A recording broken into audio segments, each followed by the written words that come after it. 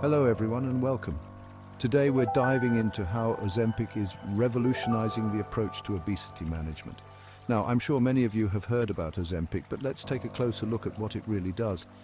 Ozempic isn't just a weight loss medication. Its active ingredient, semaglutide, approved under the brand name Wegovy, is changing lives for adults struggling with obesity or overweight conditions.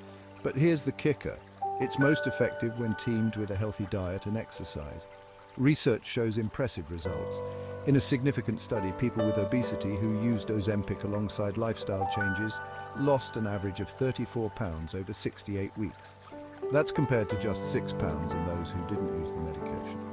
But, like all medications, Ozempic has its side effects, predominantly gastrointestinal issues like nausea or constipation. These usually subside over time, but if they don't, a chat with your doctor is a must. Ozempic can also affect your blood sugar levels and in rare cases lead to more serious conditions like pancreatitis or gallbladder problems. There's even a concern about thyroid tumors, though this is based on animal studies and the effects on humans are still being explored. Now, while Ozempic doesn't directly cause muscle loss, some report feeling fatigue, which can hamper exercise routines vital for maintaining muscle mass. To counter this, ensuring a protein-rich diet and regular exercise is crucial while on Ozempic.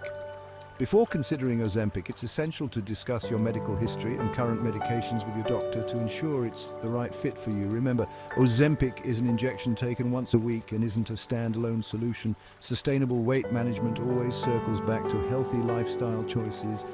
In conclusion, while Ozempic presents a promising aid in the fight against obesity, it's part of a broader strategy that includes diet, exercise, and medical guidance. Thank you for tuning in, and remember, always take care of your health first.